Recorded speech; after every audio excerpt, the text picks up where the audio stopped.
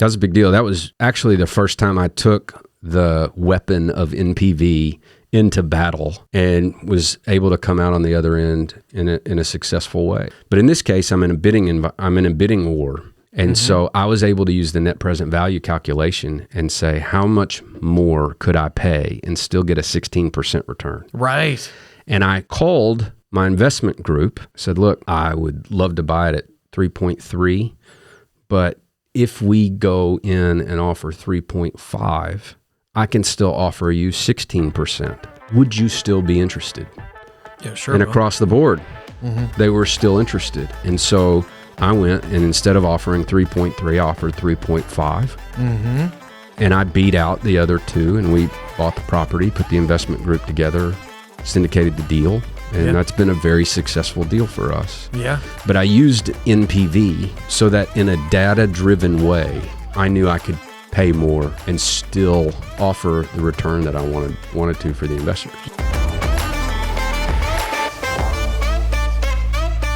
Yeah. Why don't you tell everybody which episode they should watch before this one? If you want some more context to sort of set up NPV here, then that underwriting episode that we did would be ideal for you to watch. I notice you're in a t-shirt. Yeah, I got a t-shirt. Is it a little too cold? Not for me. I feel good. Well, it's January 2024, and we're in a vault that used to be a bank branch, and you are in a room with no insulation and a rapidly dropping temperature because it's like 25 degrees outside. Right. Okay, we'll see. I'm how actually you feel. getting warmer as you bring up how foolish this might be. I've got my coat and my jacket if need be. What is the... It's Norm Macdonald. What's it say at the top? Norm Macdonald. Oh, that says Norm. Okay. Yeah. I got you. It's just really faded. May he rest in peace. Yes. I love Were you ever a Norm Macdonald fan? Well, I mean, I knew who he was, and he was kind of funny, but like I wasn't a huge fan. Yeah. It's like with Norm Macdonald, you're either die hard. He was a comedian's comedian. Like every comedian absolutely loved him. Okay. You know, and he was very Andy Kaufman-ish. And he would tell a story and just go on and on and on and on for the dumbest punchline at the end, which I love. Anyway, I love Norm Macdonald, R.I.P. Norm. Well, speaking of Norm Macdonald, net present value. Nice segue there. Yeah. What do you teach me today? So let's talk a little bit about net present value, Okay. NPV. This is one of those metrics in commercial real estate that I think is underutilized. I would say I'm from a fairly unsophisticated market, small town, 100,000 people, plenty of people that invest in commercial real estate, but I don't see the use of net present value very often. In this town? In this town. Yeah. I use it because I learned it as part of the CCIM education when I was going through that. And so I think we've talked about NPV and compared it to some other metrics, but the main ones that you look at, the main metrics, yeah. The main metrics that you look at. The main metrici that we want to study today. Vocabulary is probably not a staple. Large vocabularies are not a staple of Western Kentucky, I would say. No, but you do very well making up a bunch of words. Yeah, I do make up a bunch of words. I think we've got enough to do a nice compilation of every time you go, is that a word? Yeah, is that a word? Yeah. It is now. Yeah. So we've talked about cap rates, which are widely used and mostly misused. We've talked a lot about that. We've talked about internal rate of return, IRR. All right, that's probably my favorite metric when I'm evaluating an opportunity or a piece of property. But NPV is one right alongside with IRR that you can use to evaluate an opportunity, and it's a great way to compare one property with another. Okay. If you're trying to invest in something and you're looking at multiple properties and you need to decide which one might be the best fit, NPV is a great option for that. Is this the one that like you kind of take a look at what money is worth now as opposed to what it will be in the future? Mm-hmm. Oh, yeah. Okay, yeah. So this factors in the time value of money. Yeah, okay. Very good. Because I do remember when we briefly talked about it, and I was like, oh, wow, that is a killer metric. very overlooked. So let's just start at a very basic place. And to understand net present value and what it is and how to use it, you have to understand the concept of the present value versus future value. So let's just say you have $1,000. Okay. And you're going to invest it in the stock market, into a bond, into a savings account, something that's going to provide you some sort of return. Maybe you put it in a piece of property and you want, say, a 15% return. After a year, if you hit that 15% return, you started with $1,000, you put it into a piece of property. After a year, if you get that 15% return, what will it be worth in a year? $1,130. $1,000 at a 15% return. $1,130. 50. It's a 15% return. Well, so you're going to make 15%. So you take the $1,000, multiply it by 15%, which is going to give you $150. Yeah, I was close. After a year, you were close. I was close. You were close. I know it's going to double in 5 years. If I would have said 13%, you would have been correct. Yeah. Because $1,000 multiplied by the 13, or in this case, 15% return, you're going to add $150 over that year. So after a year, you're going to have $1,150. Yes. Okay. So in that scenario, so close, but so very wrong. So very wrong. Right. But okay. Right. It asks me to multiply like by percent. On paper, when you look at this analysis, your present value is $1,000. That's what you have right now. Yes. And in the future, you're projecting, if I decide to do what I'm going to do and invest this money, and I'm able to get 15%, my future value will be $1,150. Okay. If you do that over 2 years, how would that work? $1,300. No. You would take 15% of 1,150 and add that. Right. So after 2 years, start with 1,000. Your present value after 1 year would be 1,150. If you get another 15% over another year, what would you have? And this you probably can't do in your head. So you whip out your little trusty calculator. Yeah. So it's almost like compounding. That's exactly what it is. It's compounding. It's exactly what it is. This is compounding returns. Yes. Compounding interest. Yeah. Because you're taking 15% of the new value. So after 1 year, at 15%, you're at 1,150. Oh, yeah. Okay. Yeah. So after another year, another 15%, this time you take 1,150 times 15%, and you can see instead of adding 1,150, you're going to add 100. You're going to add $172.50. So after 2 years, you'll have $1,322.50. Okay. Yes. Okay. So your present value after 2 years, at 15% compounded return, you're going to go from $1,000 to $1,322.50. Okay. So present value, future value. Now, it works exactly the same in reverse. If you're saying, okay, in 2 years, I'm going to have $1,322, and my discount rate is 15%, then let's say you take that number and you subtract 15%, then you'll have that number. 1,124.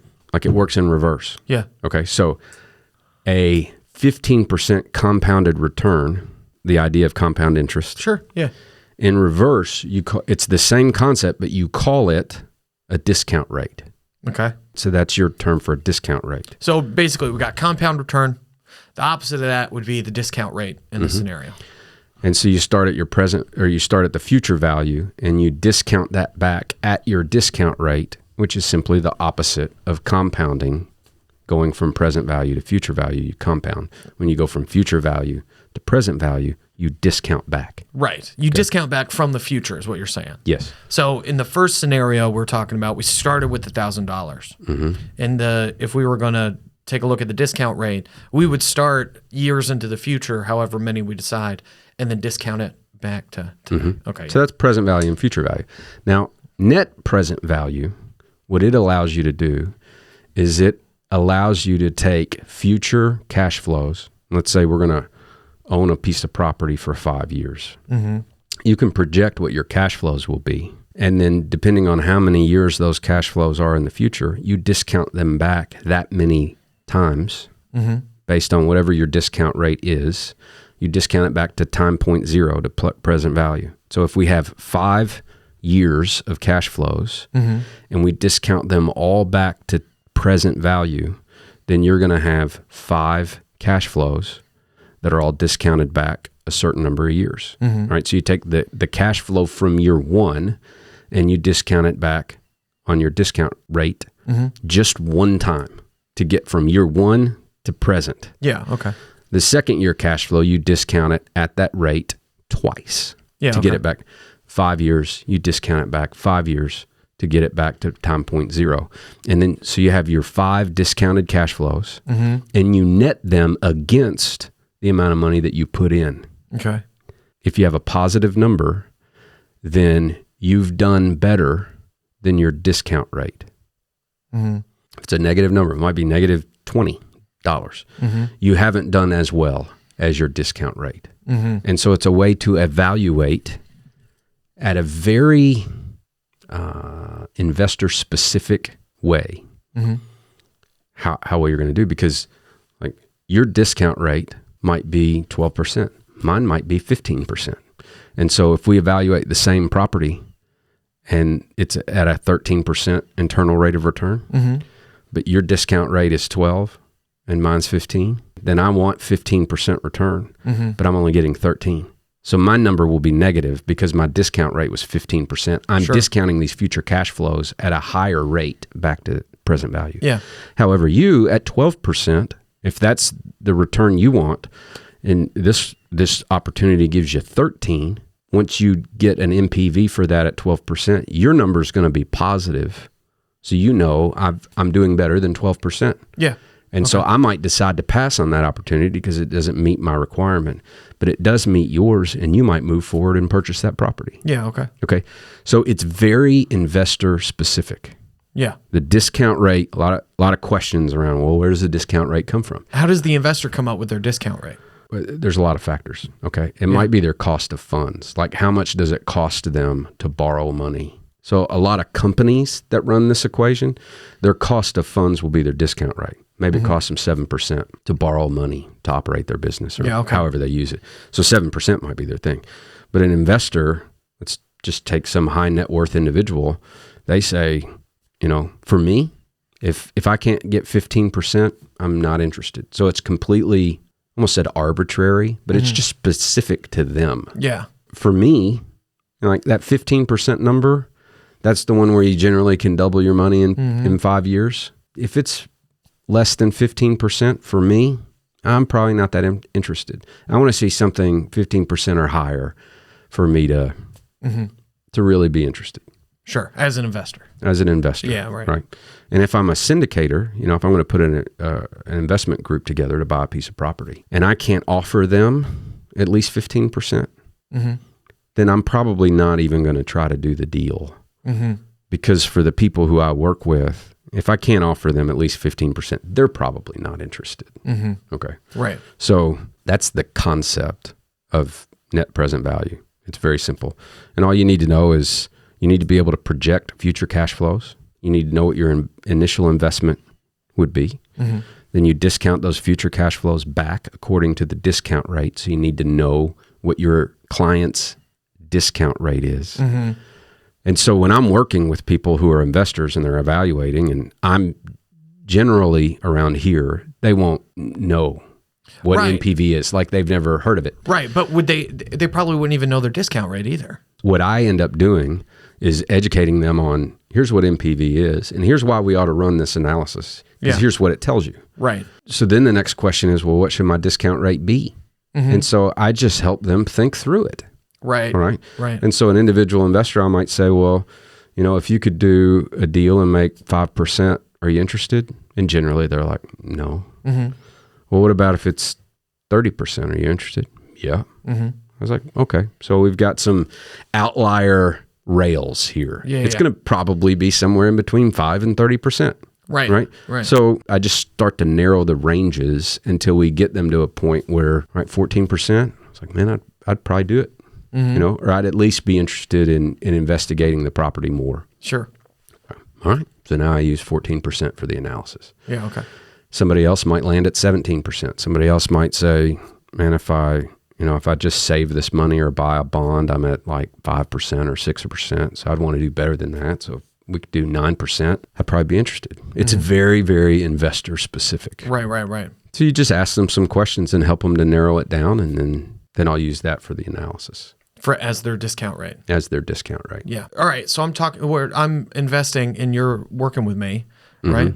And I don't know my discount rate.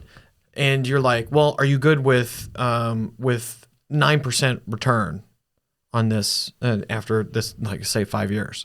I say yes. Yes, that sounds good. Then you end up using the 9% as the discount rate when you run this net present value. Because look, an internal rate of return of 9% means that on average, annually, I'm going to make 9% return on my money. Yeah, right. So it's your compound rate moving forward. Well, the net present value is just the inverse of that. And so if I can get you to say, okay, if I make on average 9% a year internal rate of return, then the opposite of that's your discount rate. Because you're going from future value back to 0.0. So it's the inverse of it. Yep. Okay. Yeah. So that was the point of like, this is the exact opposite when you're going forward and going backwards, which means if I want to make a certain amount of money on this deal on average annually, my IRR, that's the number you're using as the discount rate. That makes sense now. Okay. Yeah. Totally. Great. Yeah. So you want to see how the calculation actually works? Yeah. Okay, great. So here you can see, and this is a CCIM spreadsheet. All right. If you want access to this spreadsheet, sign up for the CCIM education, which I would highly recommend. You'll get this and all kinds of other great stuff that you can use to make great decisions in commercial real estate. But in this case, it asks holding period, how many years? We're just going to use 5 years. Okay. And then it gives me my 5 years of cash flows. All right. 0 is time point 0. Okay. It's today. Okay. And today, if I put money into an investment, that money is leaving me, right? So it needs to be negative. Okay. So I'm going to say negative, in this case, 10,000. Oop, I'm in the wrong block. Negative 10,000. Okay, let's just use 10,000. And let's say my cash flows, I'm just going to make these up, okay? Let's say year one, it's 1,100. So we made 11% that year. So the next year we lose a tenant, we're down to 850. Then we re-tenant that with some good rents, go up to 1,300, which goes up to 1,400. And the fifth year we get to 1,500, and then we sell the property, right? This includes the sale at the end. Okay. And let's say we sell it for 15,000. So our 10,000 we purchase, we sell for 15,000 after 5 years, and I've got my inputs in, I've got my data. And I'm going to go up here, and the first thing we need to do is calculate what our internal rate of return is for that deal. Okay? Right. So I click the IRR button, and our IRR is 18.74%. Well, look at that. That's a pretty good number. Yeah, it's pretty Most good number. people are going to be pretty excited about that. Now, what you do is you say, all right, what's your discount rate? In this case, let's say your discount rate, we've kind of talked through it. You never thought about it before. You didn't know what NPV was before today. And so you had no clue what your discount rate is. But as we kind of walked you through some of these questions, you're like, all right, I think 15% sounds pretty good. Yeah. So let's put 15% in here as an example. Hit enter. And now I'm going to go up here and calculate my NPV. Okay. So I click NPV.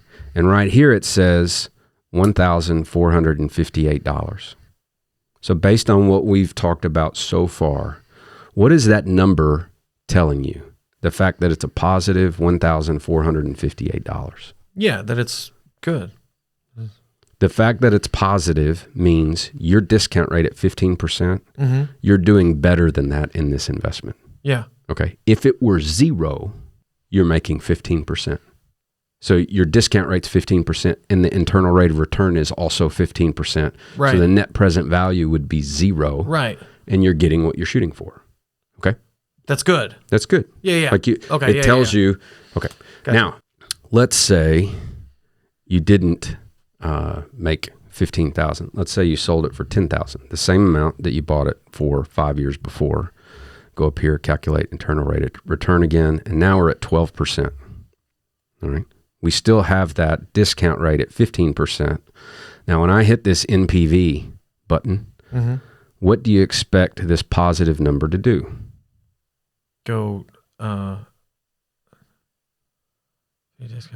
go negative. To go negative. Yeah. Why? Well, because the IRR is less than your discount rate. Your discount rate. Yep. So let's see if that's in fact what happens. Yep. So now we have a negative 1,028. So parentheses are negative. Yep. Yeah. Sometimes you might see it red. You might see that minus sign, but parentheses also mean red. Okay. So let's change this back to 15,000. Calculate the internal rate of return again. Calculate the NPV, and we're back to our positive 1,458. Yeah. Here's also what that means. Instead of buying it for $10,000, you can pay $1,458 more for this investment and still get your 15%. Oh, yeah. Okay. So let's try that. Let's say $10,000 now is negative $11,458. Okay. Calculator internal rate of return. There's 15. So if they're the same, we would expect that to be 0. Yep. And that's what it is. Negative 0. So one of the great uses of NPV is it tells you how much more or less you need to pay for something to get your discount rate, to get your desired return. Right. Which is where this becomes very valuable. And I think I told this story before, but let me work this in reverse. Let's go back to $10,000 here. We'll do our internal rate of return. Oh, see what happens when I forget to make it negative. It doesn't calculate correctly. Right. So internal rate of return, NPV is this. Now let's go back to $10,000 on the sale. Calculate our internal rate of return. Now we're at 12%. And run our net present value again, and it's negative 1,028. In this case, what it's telling me is for me to take these future cash flow projections and the projected sale at the end of 5 years, for me to get that 15% return that I want, I have to pay $1,028 less than the $10,000 that I've put in here. Yeah. So let's do that. That would be 89.72. Calculate IRR first, NPV, and that's 0. All right. So a great benefit of the NPV is, all right, I can pay this much more or this much less than whatever amount I'm considering now so that I can hit my desired return. Wow. Okay. Yeah. So this is how I've used this in real life. Yeah. Which was very effective. All right. I was putting a syndication together on, it's actually the deal that we did the pitch deck on, like episode 4 or whatever. Sure. I was doing the analysis on the property. And while I was doing the analysis, the underwriting, I found out that there were 2 other parties that were interested and that were making offers on this property. So now I'm in a competitive environment. So I work the numbers. I figure out, I think we should pay X amount for this. I run the projections, and at the number I think it was worth, which I think it was $3.3 million, I was projecting the ability to offer my investors 18 or 19% internal rate of return. Really solid number. I felt really good about my ability to even miss my projections and still be able to make my investors a good amount of money, right? A good return. But in this case, I'm in a bidding war with 2 other parties, and I don't know who they are. So I run this net present value analysis, and I'm like, okay, if I can offer them at 3.3 million, if I can offer an 18% return, what if it were a 16% return? And so I was able to use the net present value calculation and say, how much more could I pay and still get a 16% return? Right.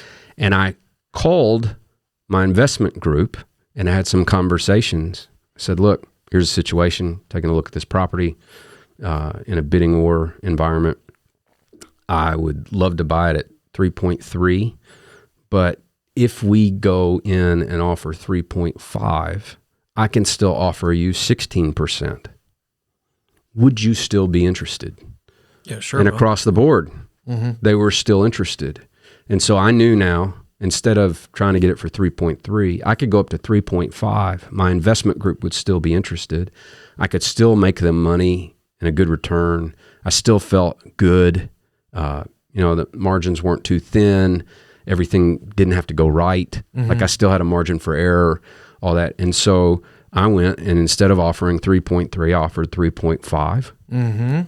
And I beat out the other two and we bought the property, put the investment group together, syndicated the deal. And that's been a very successful deal for us. Yeah. But I used NPV so that in a data-driven way, I knew I could pay more and still offer the return that I wanted to for the investors. Now would be a great time to hit subscribe on our channel right now. All those that have, we love you very much. That was a big deal. That was actually the first time I took the weapon of NPV into battle. Wow. And was able to come out on the other end in a successful way. Can you play for me like how it came to you?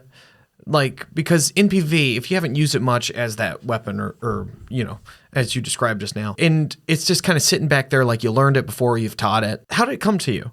Like what? Like how did I? Why were you? What was the moment? Yes, you were like, oh, I'm going to do the NPV. I've never used NPV in this way before. I've never been in the environment where I was competing for a property. Yeah, okay. Okay. So it was the first time I was in this scenario, and I'm just grateful that I remembered that this was a tool that would allow me to really figure out in a way that I could have confidence in, hey, we can pay more and still make the deal work. Now, I use NPV every time I do a syndication for another reason. And that other reason is on the sponsor side. So when you do a syndication, there's some, and we've talked about this before, but just as a quick review, you've got some synonymous terms. So syndication, group investment, those are synonymous terms. General partner, sponsor, those are synonymous terms. And then you have your investors in your group, or the limited partners, the LPs, you can, so those are synonymous terms. So what happens is when you calculate your internal rate of return, which is the metric I lean on the most when I'm doing any analysis. If I put this money into the deal, how hard is it going to work for me while it's in the deal? Like that's the thing I really want to figure out. On the sponsor side of a syndication, the GP side, the sponsor side, you're putting the deal together. And oftentimes you'll invest on the LP side. You'll put money in on the LP side. But as the sponsor, you don't generally have dollars in the deal. So most sponsors, every time I've ever done a syndication, I am the GP or the sponsor, and I'm also putting my money alongside my investors, which is important. Right. If I believe in it, why would I not put my own money alongside theirs? And if I'm an investor in a deal, I'd want to know that the sponsor actually has their own money in the deal. And they've got skin in the game. But on the sponsor side of the equation, you often get a part of the deal for putting it together. Right. And so let's say there's I'm just going to pick an arbitrary split. Let's say there's an 80-20 split. So on the GP sponsor side, I don't have any dollars in that deal, but I'm going to get 20% of the distributions and say 20% of the sales proceeds after we pay all fees. And so when we split up distributions between the GP and the LP, 20% goes to the GP. But as in my role as the sponsor, I don't have any dollars in the deal. If that's the case, you can't figure out what the internal rate of return is. Because the internal rate of return is when I put this many dollars in the deal, right, those dollars work this hard for me while they're in the deal. So you're talking about individually as a sponsor, you couldn't figure out the IRR. You can't calculate the IRR. But you could for the LPs. On the LP side, I have dollars in the deal, and I can calculate internal rate of return. So I know in my role as an investor in this deal, alongside my LPs, I'm going to make this internal rate of return. Okay. But on the sponsor side, since there's no actual dollars in the deal, but I'm going to be getting a portion of the distributions, I can't calculate internal rate of return because there's no initial investment there. So I use NPV because I am going to have future cash flows. And so I calculate at personal discount rate, discounted back to time point zero, what that net present value is of those future cash flows. And so it gives me a number. So here again, let's just say you would put zero. I would put zero. Yeah. All right. And let's say, just to clarify real quick, when you go in as a sponsor, you're not calculating the amount of money going in because as the sponsor, no money is going in. But if you are putting money in and you are the sponsor, that goes into the LP side of things, right? So you're the sponsor and you're a limited partner only because you are putting your own money in. As an investor. On the LP side. Even though you are the sponsor. Yes. So you would essentially... So I'm playing two roles. Right. So as the sponsor in this split, you get 20% of the split because you're the sponsor. But you also get a piece of the 80% when they split because you put your own money in. That's right. Yeah. Okay. That's right. Yeah. Yep. Great. Okay. So let's say I'm a sponsor and $0 in at time point zero. Okay.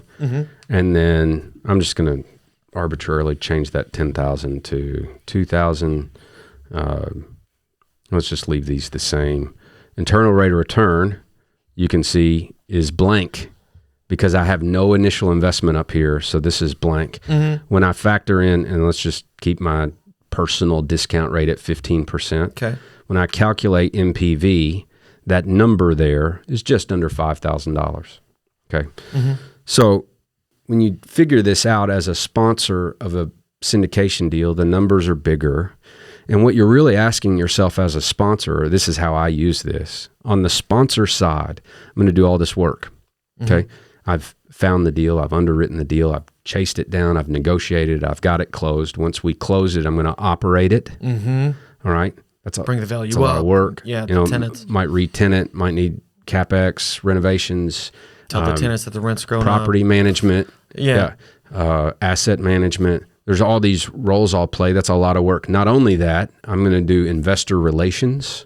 All right. So I'm going to communicate with my investors. I'm going to make sure the accounting's done correctly so they get their K-1s in a timely fashion so that they can complete their taxes. I don't ever want my investors to have to file extensions on their taxes because they're waiting on the information from the deal they're in with me. Right. Finish.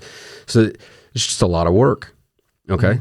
And so I look at that NPV number and I'm like, when I look at that number, do I say, okay, that number's big enough for me to do all this? Like it's worth it. Right. That's the question I'm asking myself. If I'm going to do all this work over the next 5 years or however long we think the deal horizon is that number worth it to me? Yeah. Will I do it for that number? Right. And that's how I use NPV to evaluate in my role as the sponsor of the deal. Is it worth it to me? Gotcha. Because sometimes people get deal fever. They just want to do it. Right. And they don't realize how much work there is. And when they go back, they're like, man, if I really would have thought through this, I wouldn't have done this deal. Yeah. It's just the dollars for me in this deal weren't there to make all this work worth it. Right. All right. So that's how I use NPV in the context of a syndication in my role as a sponsor. Yeah. Is I can calculate my projected future cash flows. I discount them back, net it up, and I'm like, do I want to do all this work for that amount of money? Yeah. And would you say that's the most common way that sponsors would use the NPV? I don't know. Yeah. It's just how you do it. But when I was learning how to do syndications. Like I took a course that Gene Trowbridge put on, a couple-day workshop, and this is what he taught. Yeah, okay. And he basically said, look, you do a deal like this, it's a tremendous amount of work. And so the NPV gives you a way to evaluate, am I willing to do it for this? Well, so we can assume because it's being taught in that way that all, CCIMs are learning in this way, that this would be a common way. Common ways to use it. I would expect that's probably true. So when it came to using it as a weapon in the bidding war, right? Was that also taught, or is that also taught to use it in that way? When you go through the CCIM education and you're learning about NPV, you get this Excel, they call it a financial calculator, but you get this spreadsheet and you work it just like we did, and the instructor will run you through scenarios and it'll tell you that NPV value, if it's positive, it means you can pay that much more and get your desired return. And if it's less, like that's a takeaway on how to use this tool in that. So that must have been really exciting to you whenever it's like, oh, we're in a bidding war, and to think, oh, I could figure out just how much more we could do. That must have been really exciting for you as a nerd of this stuff. Yeah, as a nerd of this. It was kind of like I know exactly how to solve this. And if I don't win the asset, I know that based on the desired return of my investors, there's not going to be a FOMO. Right. Like I gave it our best shot. Right. Based on the numbers, this is what we were willing to go to. And any more than that wasn't worth it to them, which means it wouldn't be worth it to me, which means it would have been a mistake. And if somebody was willing to pay more, good on them. They probably had, whether they knew it or not, they're either making a mistake by paying too much, or they had a lower discount rate and were just willing to pay more for it. Sure. And then they deserve to win. Yeah. So it was... it was. It must have been. Yeah, it was pretty cool. And now I have a good story to tell when I teach NPV. That's right. Yeah, yeah. Very cool. Anything else? Well, just a quiz. Yeah. All right, pop quiz.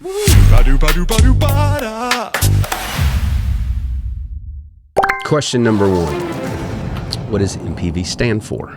Net present value. Ding, ding, ding, ding. Very good. Okay. Question number 2. What is the opposite of your discount rate? Your compound.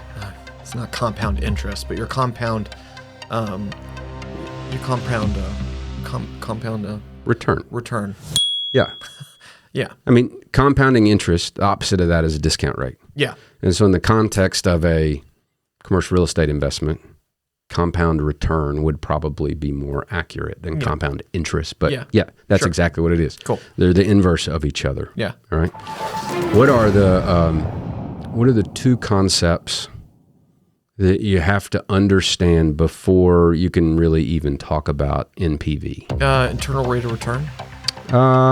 That's not what I was fishing for. That's probably true. Cash flow. Oh. You need to figure out future cash flows to do it. But no, there's the very first thing we talked about in this episode were 2 concepts. What were they? Well, present value and future value. Present value and future value. Yeah. That's exactly right. Okay, cool. Because what you're doing when you calculate NPV is you're taking future cash flows and you're discounting them back to present value dollars. Yeah. Which factors in what? You said it on your own when we were going through it. Yeah. Internal rate of return. I'm sorry. I was thinking of something else. What was the question? So what question are we on? I think question number 2. This would be question number 3. Okay. When you're dealing with present value and future value, net present value factors in a very important concept that future dollars are not worth as much as present value, present dollars. And that concept is what? Inflation? Well, inflation is a factor. Yeah, in yeah. that. But like you actually said the term I'm fishing for. Yeah, at the beginning. Mm-hmm. Yeah. And it's the time value of money. Oh, yes. Like that's a big piece of why NPV is valuable, is because it factors in the time value of money. Yeah. $1 5 years from now is not worth as much as $1 today. Right. Because of inflation and some other factors. Mm-hmm. Yeah, absolutely right. Yeah. Okay. Good. Okay, cool. All right, question number 4. If you run an NPV calculation and the net present value number is positive, what does that mean? That means it's good. Okay, well, that's good. Positive that's good. is That good, means you are coming up. You are going to make you're going to make what you are shooting to make or more. Right. So, in other words, the internal rate of return of the deal is higher than your discount rate. Yes. So if you're requiring a discount rate of 15%, or in other words, you want to make a 15% internal rate of return, and the net present value is positive, you're making that or more. More. Yeah. You're making more than your desired return. Yeah, 0, you'd be making your desired return. Well, no, that's question number 5. Okay, so let's get to question number 5. If the discount rate equals the internal rate of return, yes, after you've run an NPV calculation, yes, if they're equal, what is the NPV number going to be? 0. 0. Right. That's exactly right. Yeah. Well done. Woohoo! And look, man, that's NPV. Yeah. All right. It's a metric that is, I think, too seldom used. Mm-hmm. It's not one that you hear about all the time. Certainly not like people talking about cap rates and stuff. Mm-hmm. But it's very valuable. It's not difficult. Mm-hmm. And if you don't email me and ask me for this financial calculator. This is a CCIM tool. I'm not about to share their tool with the masses. Mm-hmm. Okay. I would highly encourage you to take the CCIM education if you want to learn how to do this in a better way, and you'll have access to all this. But you can just pull up a spreadsheet, and there's an NPV formula where it's not pretty like this and is easy to use, but just Google math is math. How to use NPV in Excel, and you'll find all these YouTube videos showing you how to do it. You can do it on your own. You don't need this. If there was an episode that somebody should watch before watching this one, right? As far as like the questions I would have had if this was one of our earlier episodes would be like, well, how'd you figure out the cash flow for each year? Like how do you figure out those numbers that you're right now arbitrarily putting in? Mm-hmm. So whether we talk about NPV in a previous episode or not, what is the information that would be beneficial? Okay.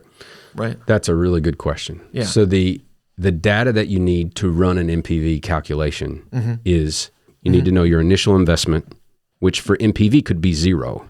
You need to know your initial investment. You need to know your future cash flows. You need to know your projected sale at the end of some time period, which is called a reversion. But it's that plus 2,000 as it sits there. That's the sale at the end. Okay. You need to know that number. All right. When you know those things, you can calculate your internal rate of return percentage. Okay. And you just throw them into this spreadsheet or any Excel spreadsheet. Once you know your internal rate of return, then you factor in your net present value. You run that calculation with the same information.